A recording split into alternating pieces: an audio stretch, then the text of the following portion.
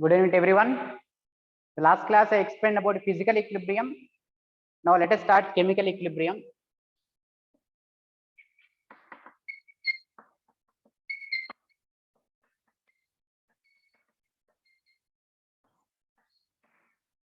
So before explaining definition of chemical equilibrium, I'll tell you main types of reactions. Then I'll come back to the chemical equilibrium definition. Actually, chemical equilibrium is established in chemical reactions.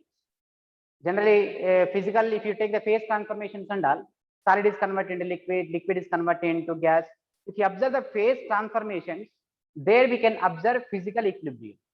Whereas chemical equilibrium is observed in chemical reactions. So that is chemical equilibrium is established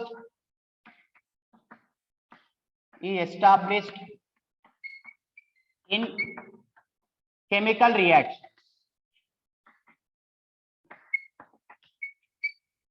Chemical equilibrium established in chemical reactions. Chemical reactions are of two types. We'll classify in this. Chemical reactions are here. We'll discuss two types based on the reversibility. Okay. So in that first one is reversible reactions.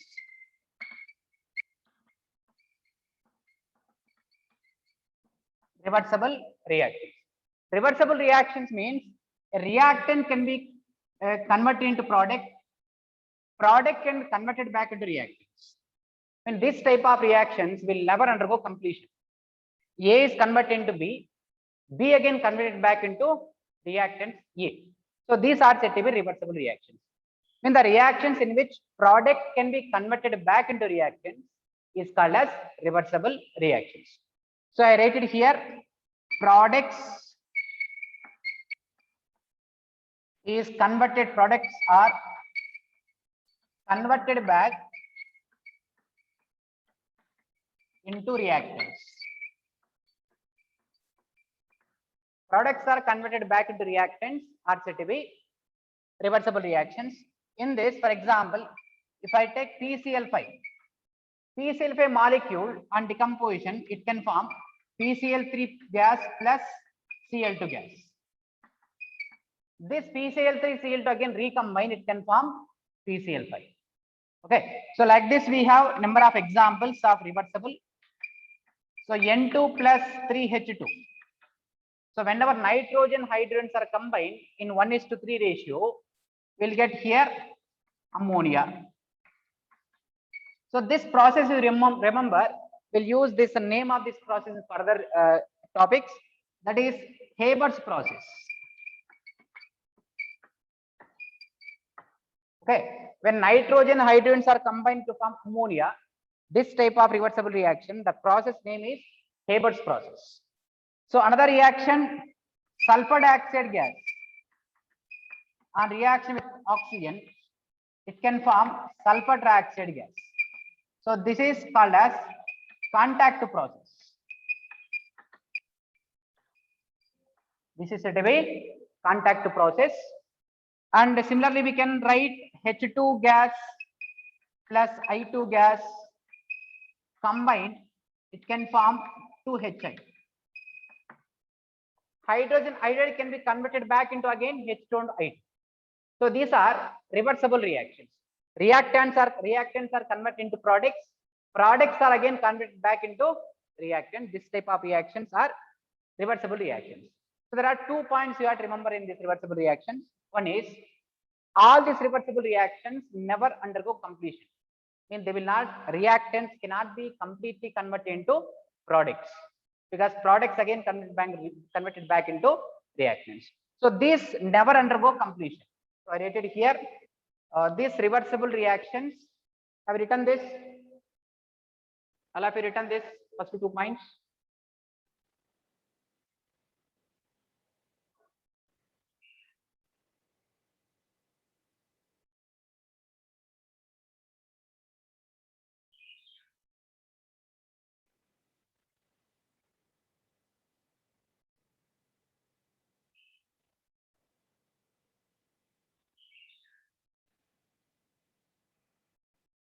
Okay. Here,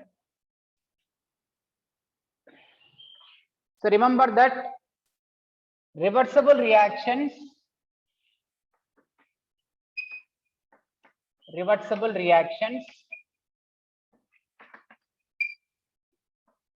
undergo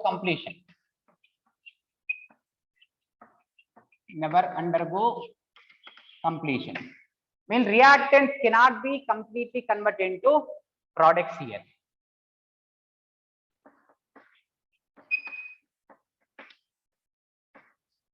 Okay, and all these reversible reactions are carried out in closed vessels. Reversible reactions are carried out in closed vessels. Okay, so reactions to exist into reversible reactions, the reactions have to be carried out in closed vessels. Then only we can able to write their reversible reactions. If it is not closed vessel, we don't get backward reaction. For example, PCl5 is converted into PCl3 plus Cl2. Once PCl3, Cl2 are formed, if it is an open vessel, these gases can be escaped from the container. So we don't get the backward reaction. If it is a closed vessel, these two can recombine, it can form the PCl5. That's why the reactions are carried out in closed vessels. Now, chemical equilibrium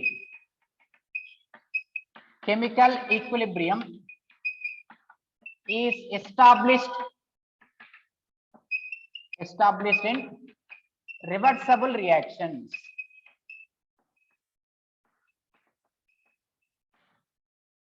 Okay, so as our concept is, our topic is the chemical equilibrium. Chemical equilibrium is established in which type of reactions? Reversible reactions. We don't observe the chemical equilibrium in irreversible. Okay, irreversible reactions I'll tell you now.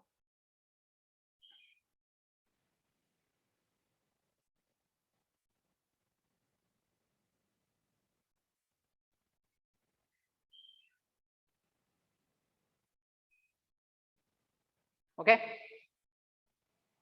so this is about reversible reactions. There we can observe the equilibrium.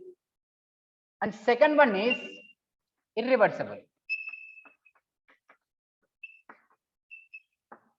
Irreversible reactions. So general we know irreversible means just reactants can be converted into products. That's it. There we can end up the reaction. Products cannot be converted back into reactions. So that type of reactions are irreversible. They cannot be reversed. So that type of reactions are irreversible reactions. So I can write here, products cannot be converted back.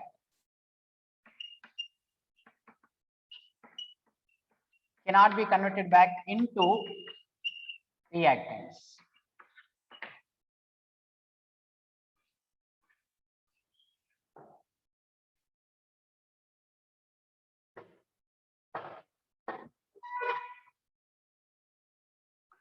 So products cannot be converted back into reactants. These reactions, irreversible reactions,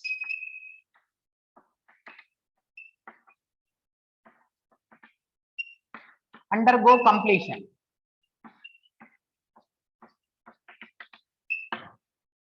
Reactants can be converted into products.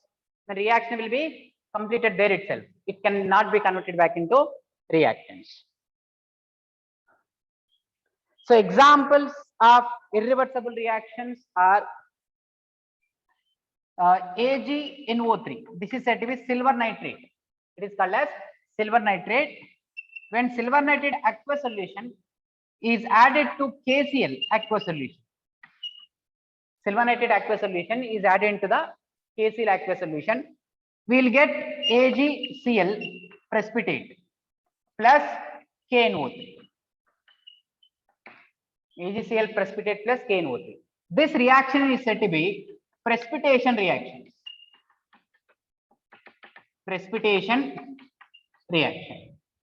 So once AgNO3 sodium potassium chloride combine, it forms AgCl plus KNO3, they cannot combine together. It cannot form again KCl agent. Okay, precipitate cannot be converted back into silver nitrate and KCl. So this is one example for irreversible reaction. Another example we can write potassium chlorate. The name of this molecule is potassium chlorate.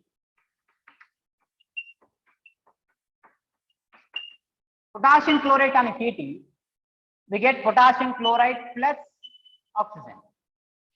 So here, this reaction, once KClO3 decomposed into KCl plus O2, this KCl and O2, they cannot recombine, it cannot form potassium chlorate back.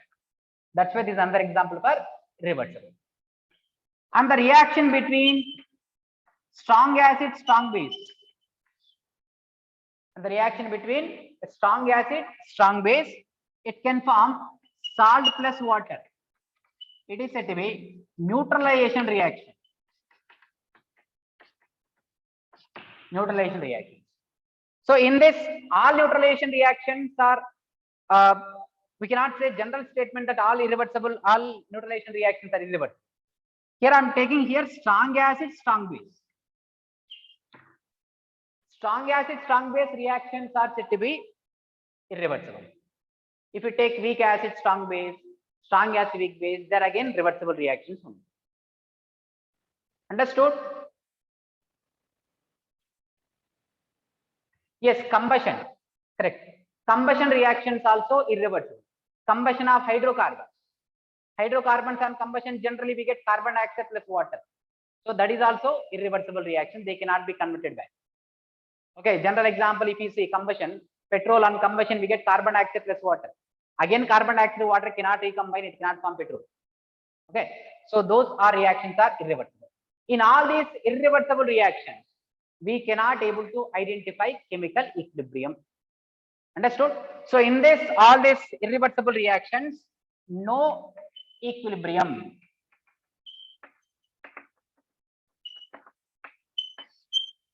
Equilibrium is not established in irreversible reactions. Equilibrium is established only in reversible reactions only. Okay, is it clear?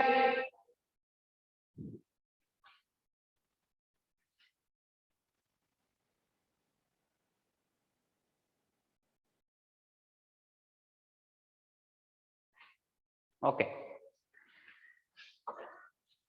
Now let us take reversible reactions and we'll try to understand what is exactly chemical equilibrium. Okay, so chemical equilibrium definition we'll try to understand by taking a general reaction. So let us consider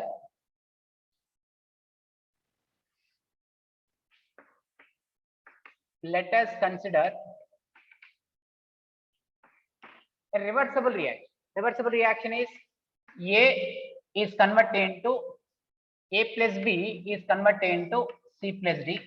C plus D converted into A plus C. This is a reversible reaction, and this is said to be forward reaction, and this is backward reaction. And these are reactants, and these are products. This is one reversible reaction. Okay. Now I am taking this general reaction to explain exactly what is chemical equilibrium. Now for this reversible reaction, so I would like to explain one point here. Whenever in chemical reactions, in reversible chemical reactions, in the beginning, concentrations of reactants are very high. Concentrations of reactants are very high. As the time passes, concentration of reactants decreases, concentration of products increases. I repeat once again, in the beginning, in the initial stage, concentration of reactant is very high. Concentration of product is 0. But as the time passes, concentration of reactants decreases and concentration of products increases. Okay, whatever the decrease in concentration is appeared in the form of product. Okay, so I will take the graph between concentration versus time. Concentration and time. Okay, try to understand this. I am taking the concentration versus time. So here AB are reactants, CB are products. Initially I told you concentration of reactants are very high. So these are the concentration of reactants. I write this as concentration of A and B. So whenever I write square bracket, which indicates concentration. Whenever I write square bracket, which indicates concentration. Square bracket indicates concentration term. So in the beginning, concentration of reaction is very high. As the time passes, this concentration decreases. So this concentration decreases, it keep on decrease, and once it reaches to one point, thereafter we cannot observe any decrease in concentration. Thereafter, we can't observe any decrease in concentration. It remains constant. After this point, concentration of reaction will not decrease. From here to here, concentration of reaction keep on decrease. Once it reaches one particular point, one particular time, there is no decrease in concentration of reactant. It remains constant. Understood? So this is for forward reaction. I mean, this is for A and B concentration. So what happens here in the concentration? Initially the concentration of C and D are zero. So there is a zero in concentration. Whenever concentration is zero, product, this is the concentration of C and D. In the beginning, there is no concentration of C and D. But as the time passes, concentration of C and D keep on increases and reach to one particular point. Thereafter, we cannot observe any increase in concentration. Okay, so C and D concentration starting zero. There is no particular concentration of product because reaction not yet started. Once reactant concentration has been increased, so after that product concentration keep on increasing.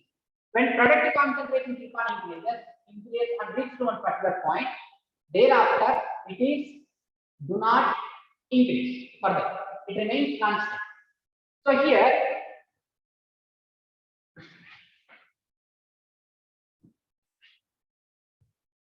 voice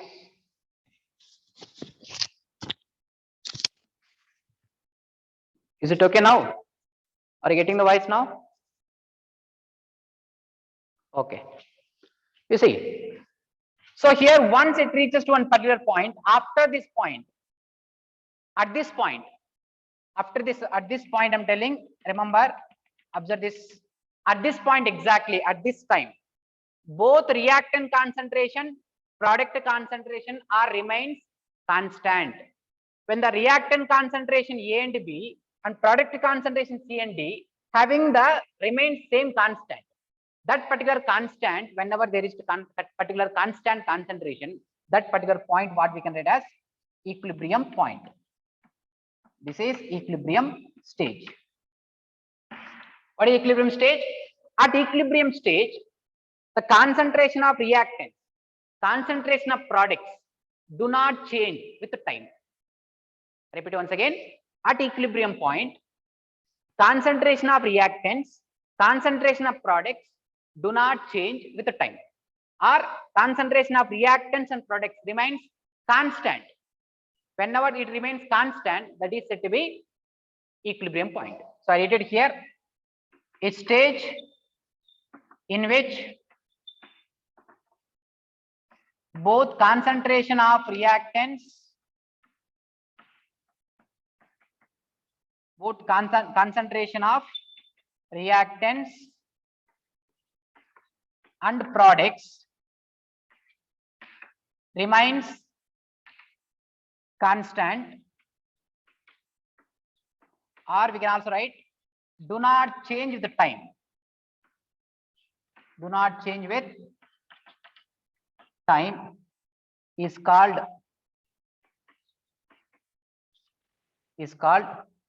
chemical equilibrium.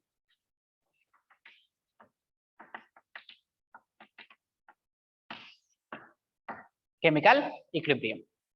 Active mass, I'll tell you what is active mass and all. Okay, when I start law of mass action, I'll tell you law of active mass. Okay, so here I'm defining chemical equilibrium. Concentration of reactants decreases and reaches to point, thereafter there is no decrease in concentration. Concentration of products increases and reaches to point, thereafter there is no increase in concentration of products. Both have constant concentration. This is remains constant. This constant concentration, whenever it reaches that point, we write as equilibrium stage. So that's why written a stage in which both concentration of reactants and products remains constant or do not change with time is called as chemical equilibrium. Understood this? All of you understood this point? Is it clear?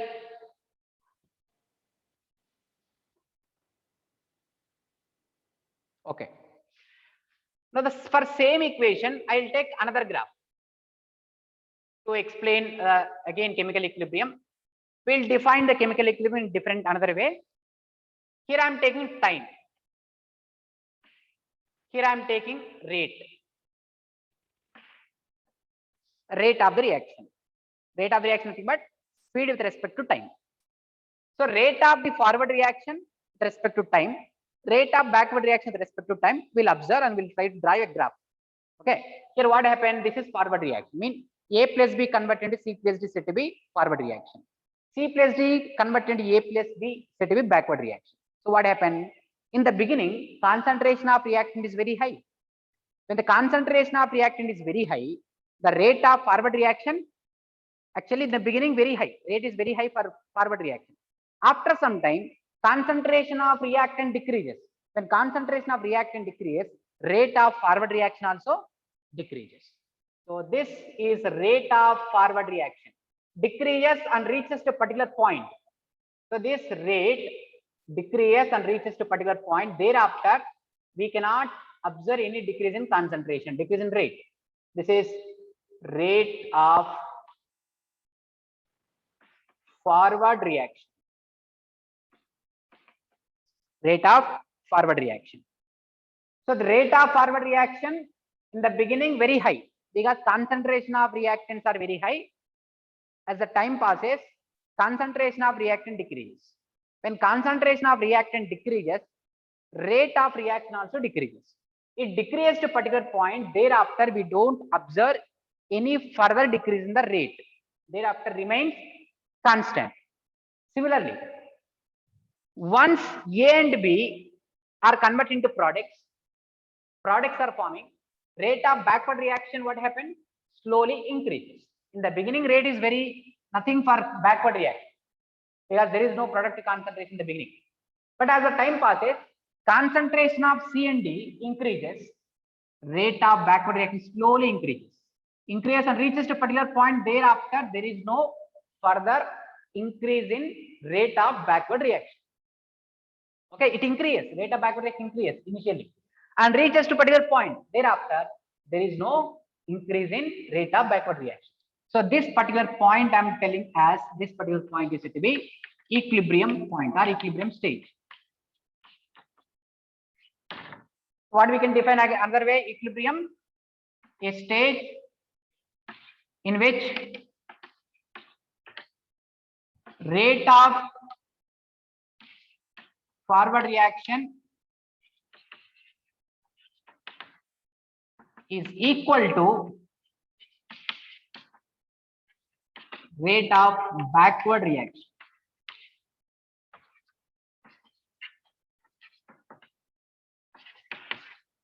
This is called chemical equilibrium.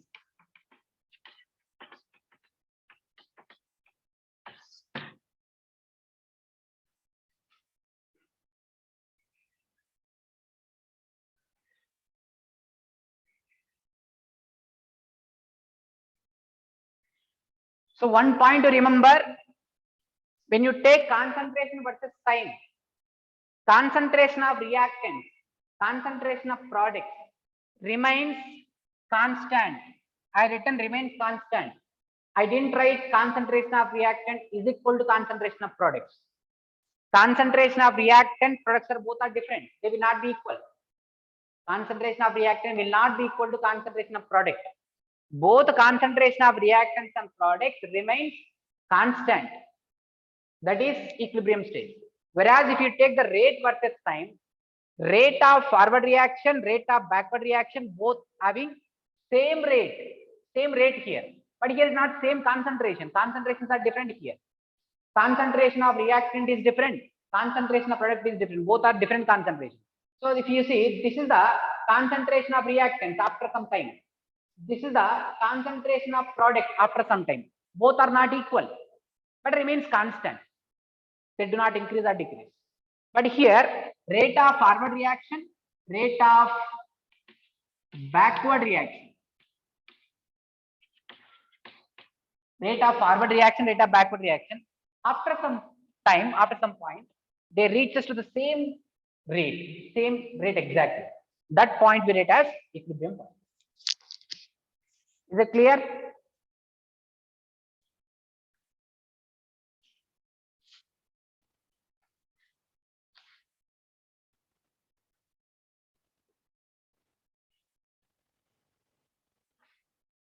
Okay.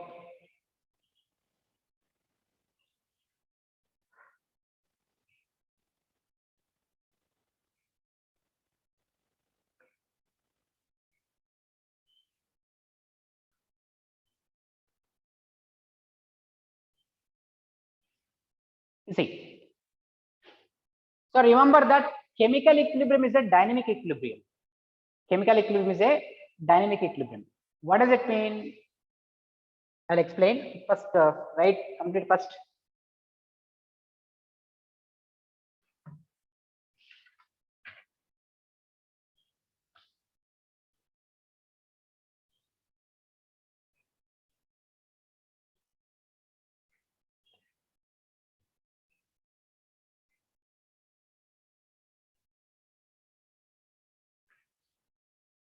Okay.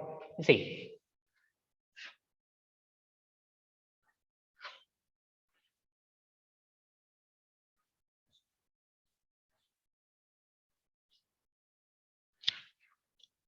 You can write characteristics of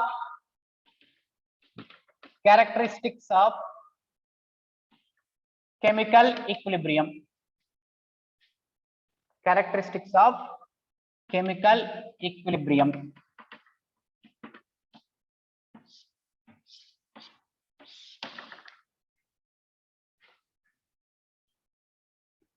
Okay. So you see. So it is established in reversible reactions. Equilibrium established in reversible reactions in closed containers. Closed containers. Okay. And it is chemical equilibrium. Chemical equilibrium is dynamic in nature. Dynamic in nature. Chemical equilibrium is a dynamic equilibrium. Means once reactants are slowly converted into products, products can be converted back into reactants. Once the concentration of reactants and products remains constant, once equilibrium is reached, after equilibrium point also, reaction keep on continuing. After reaching chemical equilibrium point also, reactants can be converted into products, products into converted into reactants. This process will be continuous process. Reaction will not stop. Once equilibrium point is reached, once equilibrium point is reached, chemical reaction do not stop. It keep on continuing. That's why we write as dynamic equilibrium. Chemical equilibrium is a dynamic in nature. At equilibrium, delta G is equal to 0. This you learn from thermodynamics. From thermodynamic data, what is delta G? Change in free energy or change in Gibbs energy will be taken as 0 at equilibrium. At equilibrium, rate of forward reaction is equal to rate of backward reaction. Rate of forward reaction is equal to rate of backward reaction. So now similarly, do you think that at equilibrium, concentration of reactant is equal to concentration of product? Is concentration of reactant is equal to concentration of product at equilibrium? No, concentration will not be equal at equilibrium. concentration of reactants and products remains constant. Okay, they will not increase or decrease. That's it. They will not be equal. Okay. And catalyst do not affect equilibrium.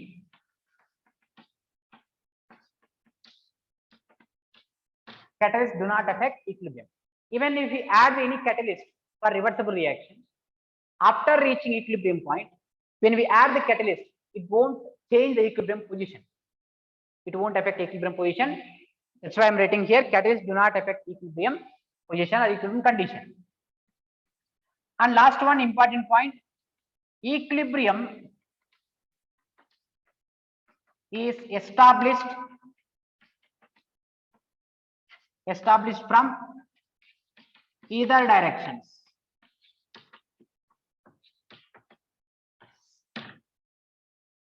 Either directions.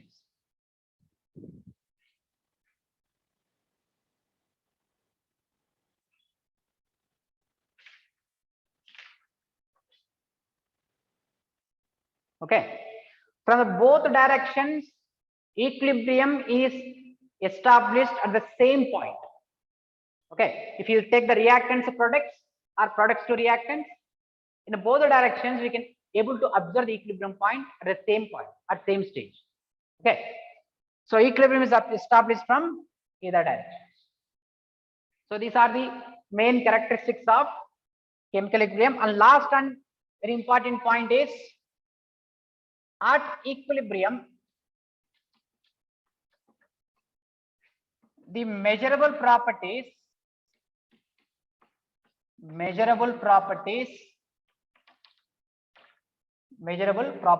like concentration, pressure, color, density remains same.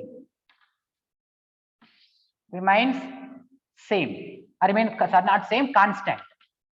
Remains constant. Okay, very important point. At equilibrium, concentration, pressure, color, density, whatever the properties which are going to measure at equilibrium, all the measurable properties at equilibrium point remains constant. They do not increase, neither increase nor decrease. They remain constant. Okay. So this is the main characteristics of equilibrium.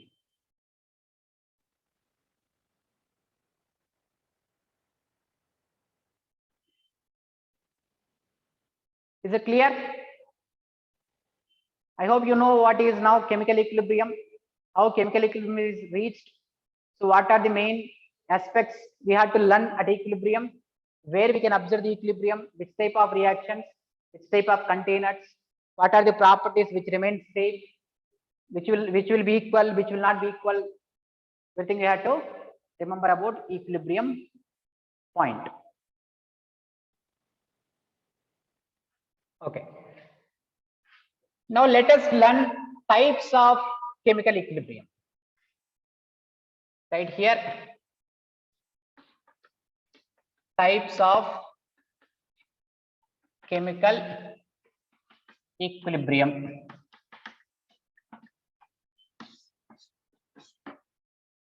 Okay, it is also called as types of chemical equilibria. Both are same. So there are two types of equilibrium you can observe. One is homogeneous equilibrium, heterogeneous equilibrium. In the name itself, it indicates homogeneous equilibrium means the equilibrium which is established when reactants and products are in the same phase. When the reactants and products are present in the same phase, we can able to identify, we can able to write that equilibrium as homogeneous equilibrium.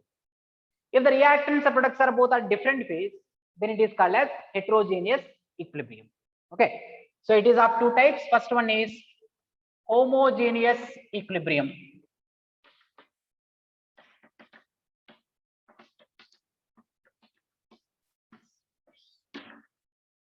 Homogeneous equilibrium. If both reactants and products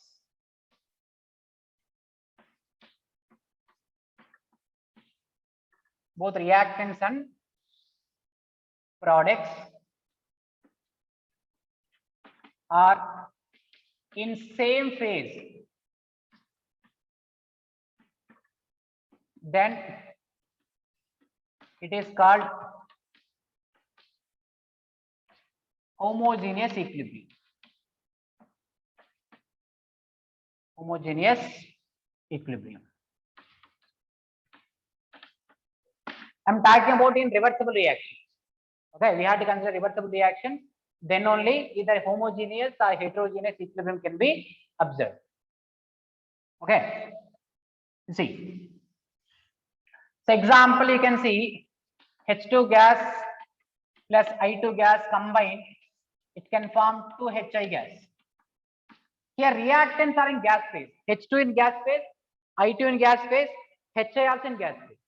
Both reactants are in gas phase, products also in gas phase. Both are in same phase.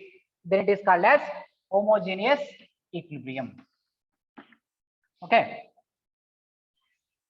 So another example, 2NO gas convert into N2 gas plus O2 gas. Here also you can see nitric oxide is in gas form, nitrogen, dinitrogen gas form, O2 in gas form. Products are in gas phase, reactant is also in gas phase. So on N2 gas plus H2 gas combine in 1:3 ratio, it forms 2NH3 gas. Here N2 and H2 are in same phase.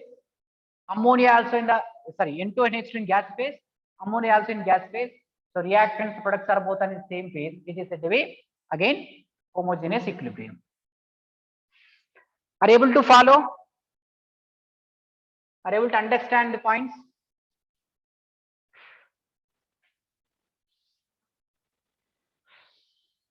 Okay.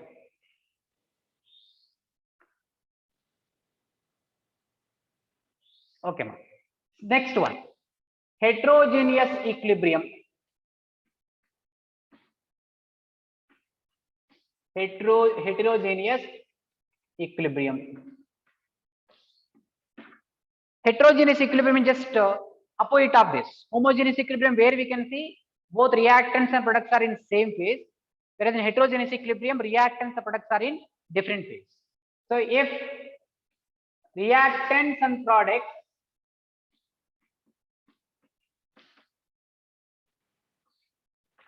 are in different phase, then it is called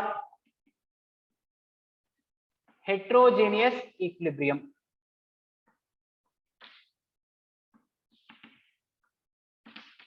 Okay, when reactants and products are in different phase, it established heterogeneous equilibrium. Okay, example you can write here, calcium carbonate solid convert into calcium oxide solid plus CO2 gas. You can see calcium carbonate is solid. It is solid, but it is a gas. Okay, here this is gas phase and solid phase, here solid phase. If any one reactant also in different phase, any one product also in different phase, it establishes heterogeneous equilibrium. Okay, another example I can write here, ammonium hydrogen sulfide. This is called as ammonium hydrogen sulfide. So this ammonium hydrogen sulfide on heating, it forms H2S gas plus ammonia gas. You can see here reactants in solid phase, both products are in gas phase. That's why it is heterogeneous equilibrium. Okay. Now another example, nickel solid CO carbon monoxide gas. It forms nickel tetracarbonyl. Nickel tetracarbonyl, which is in gas phase. Okay. Here nickel is solid form, carbon monoxide is gas form, and nickel tetracarbonyl is also in gas form. So this is about types of chemical equilibrium.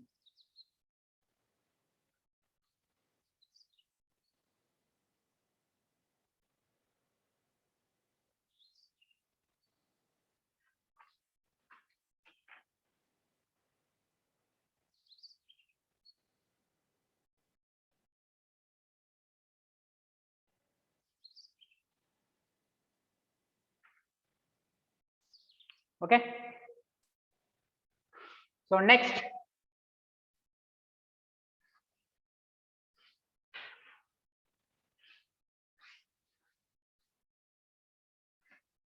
here, so here we have to understand the equilibrium. Whenever at equilibrium, whatever the concentration of reactant decreases, the same amount of concentration, whatever the concentration decrease in the reactant is appeared in the form of products. Okay, I told at equilibrium they remains constant. Okay, here I would like to explain the graphical representation. If you observe this, here, for example, I told you equilibrium, chemical equilibrium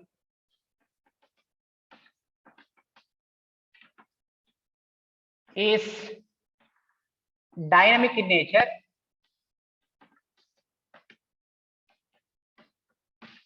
Dynamic in nature.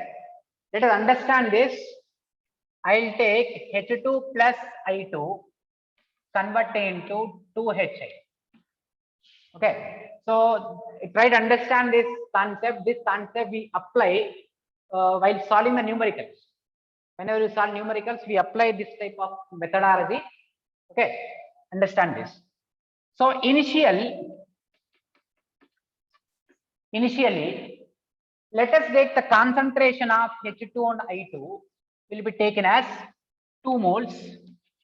It is 2 moles. Okay. The H2 concentration is 2 moles per 1 liter. It is also 2 moles per liter. Okay, mole per liter. Let us take capital M. 2 molarity, 2 molarity. And whenever initial H2 is 2 molarity, molar, it is 2 molar. The products are what? 0. Initial what I'm taking here, H2 2 molar, I2 2 molar, HI 0, because here these two are not combined. These two are not combined yet. Whenever they are not combined yet, we don't get any product at initial stage. Whenever equilibrium is established, to get the equilibrium, what happens? In this, a little amount of concentration will decrease. In this also, a little amount of concentration decrease. Whatever the concentration which is decreased in H2 and I2 will be appeared in the form of products. Yes or no? Whatever the concentration which is decreased in the reactants appeared in the form of products. Here I write, in this 2 minus X is decreased. In this 2 minus X is decreased. How much in I2 will be decreased? Can you tell me? Even H2, if X amount of concentration is decreased, in I2 how much amount of concentration will decrease? X. Because you see, this is in 1:1 ratio. 1 mole, they combine, it can form 2 mole. Actual ratio, actual stoichiometric ratio is what? 1 mole of H2, 1 mole of I2, combine it can form 2 mole of HI. So in that case, so if in this X mole is decreased, here also same amount of moles is decreased here. So I write 2 minus X is decreased. If here X amount of substance decreased, here also same amount decreased. Now how much amount of Xi is formed here? HI 2X. 2X amount of product is formed. So this we write in graphical representation. In the graphical representation right here. Here, let us take the here concentration. Concentration here it is time. Concentration versus time will take. So what happens here? H2, let us take 2 moles. This is 1 mole, this is 2 mole. Okay, 1 mole, 2 mole here. So from this 2 mole, this is H2 concentration and I2 concentration. Both are same concentration I have taken. Both are taken as 2 molar, 2 molar. This is the actual H2I2 concentration. So this is the concentration of H2 and I2. So in this X amount of has been decreased. X amount has been decreased. This is the decrease in concentration of reactants. So this is after decreasing concentration of I2 and H2. How much amount of HI is formed here? In the beginning, it is very less concentration, 0 concentration. But how much amount of HI is formed? 2X. This is X. How much amount of HCl is HCl from here? 2x. This is the 2x. This amount of product is formed here. HCl. Is it clear? So another example, same type of process. I'll take here. N2 plus 3H2 gives rise to 2NH2. N2 plus 3H2 converted into 2NH2. This how do we write as names? You see, initial. What happened? Let us take this is 2 mole concentration. This is 4 mole concentration. Let us take this is 2 mole concentration. This is 4 mole concentration, and it is a 0. So what happens in the beginning? Concentration of reactant is very high. As the time passes, the concentration decreases. So what happened at equilibrium? So how much amount of N2 is decreased? Means let us take X amount has been decreased. When X amount of N2 is decreased, how much amount of H2 will decrease now? If X amount of N2 is decreased, how much amount of H2 will decrease from this?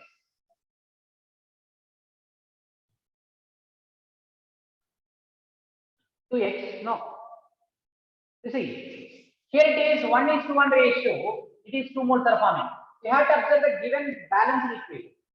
In the given balance equation, from this 2 mole I have taken, they are in the same ratio. Whenever they are in the same ratio, if it is X mole decrease, here also same moles decrease. But here, these are in 1:3 ratio. 1:3 ratio. If it is X mole decrease, how much moles have been H2 will be decreased now? 4 minus 3x will decrease. 4 minus 3x. Given balance equation, we have to observe given balance equation. From this x is decreased, from this 4 minus 3x will decrease. How much amount of ammonia is formed here? 1 mole, 3 moles are combined, it forms 2 mole of ammonia.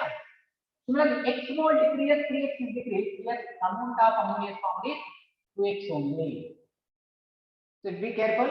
We have to observe the given stoichiometric ratio of the reaction. Reactants 1:3 ratio. Here 2, 4 moles. I have taken 2 moles. From this, if you decrease 1 mole, from this you have decreased 3 moles. Okay, from this if you decrease 1 mole, from this H2 you have decreased 3 moles because the ratio is 1:3. And they are forming 2 moles of ammonia. From this we are getting 2 moles of ammonia.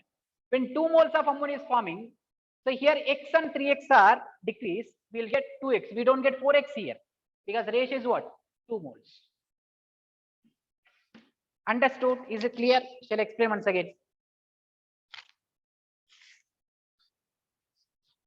Okay, fine. So the main point is, let us understand the given stoichiometric ratio. Here 1:1 ratio, combining they are forming 2 moles. If it is x mole decrease, here also we have decrease x mole.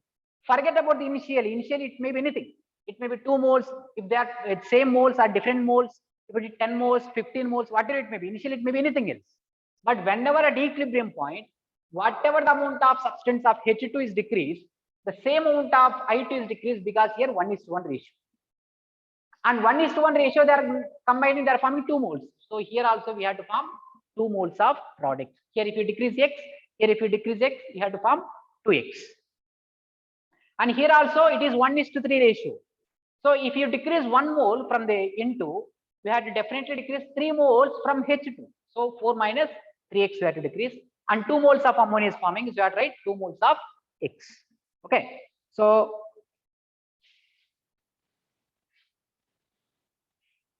okay, I'll explain another example. Wait. So I'll take another example. PCl5 convert into PCl3 plus Cl2. Okay, let's understand this. Initial initial. In this, I had taken A moles. In this, taken A moles. A mole per liter. Here, these are what? 0. Yes or no? Initial, I had taken A moles per liter. It is 0, 0. Okay. Actual ratio of this is what? 1 mole of PCl5 forming PCl3, PCl3. 1 mole of PCl3, 1 mole of Cl2. Okay. 1 mole decomposed, it forming 1 mole of PCl3, 1 mole of Cl2. Here, if I decrease from this at equilibrium position, instead of A, let us take any one number, you will get clarity. I'll take the 2 moles. Okay, I'll get the 2 moles. So from this 2 moles, if I decrease X moles, how much amount of PCl3 and Cl2 is forming here? According to given ratio, tell me. Both will be X moles only. Very good. Because the ratio is what? 1 mole of PCl3 is giving 1 mole of PCl3, 1 mole of Cl2. 1 mole is not decomposing half mole, half mole. 1 mole is not decomposing half mole, half mole. 1 mole is decomposing into 1 mole of PCl3, 1 mole of Cl2. So here also, if X moles of PCl5 decomposes, decrease, here also X amount will be formed, X amount will be formed. Is it clear?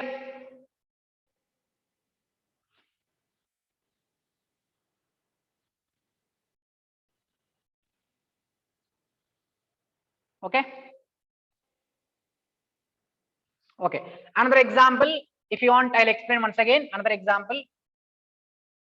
So because this type of methodology is very important to solve the numerical problems and all. Okay, last one example I'll explain. I'll finish off the class. So I'll take an example. 2NO convert into N2 plus O2. 2NO convert into N2 plus O2. If initial 5 molar I had taken, how many moles I had taken initial? 5 molar. 5 molar initial products are 0, 0. If I take 5 mole per liter of NO, products are 0. Once reaction starts, the concentration of reactant decreases. So how much it decreases in this? At equilibrium, let us take 5 minus. It is 2x decreased. Let us take 5 minus 2x. Because the ratio is what? 2 mole of NO decomposing into 1 mole of N2, 1 mole of O2. 2 mole of NO decomposing into 1 mole of N2, 1 mole of O2. If I decrease here 2x, how much amount of N2 and O2 form here? X. Okay? Because the ratio 2 molecules of NO forming 1 molecule of N2, 1 mole of O2. So if I decrease 2x here, it should form X moles. If initial take the reactants in moles, then we don't take moles. We'll take in mole per liter. Okay? I'll explain that in law of mass action. Okay? We always take mole per liter. We don't take moles. Okay? Soundarya, is it clear?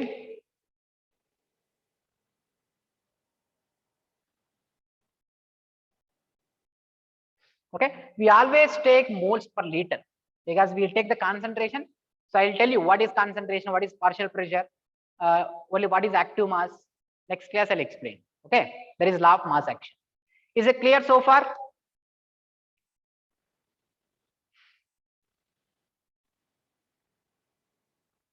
Radioactive sugar is one of the sugar molecule which are having the different behavior comparing to normal sugar. Okay, radioactivity containing sugars. So to differentiate the normal sugar from we can add radioactive sugar for normal sugar to explain about the dynamic equilibrium. I will explain about that chemical equilibrium is a dynamic in nature. Whenever chemical equilibrium is a dynamic in nature, what we have to do to prove that one sugar is added radioactive sugar. Once the sugar concentration has been converted to products product has been converted to reactants, but radioactive sugar will keep on moving from reactants to product. To explain that chemical equilibrium is a dynamic equilibrium, normal sugar is mixed with radioactive sugar. So that confirms that chemical equilibrium is a dynamic in nature. Okay, is it clear so far? Okay, thank you. I'll continue next class.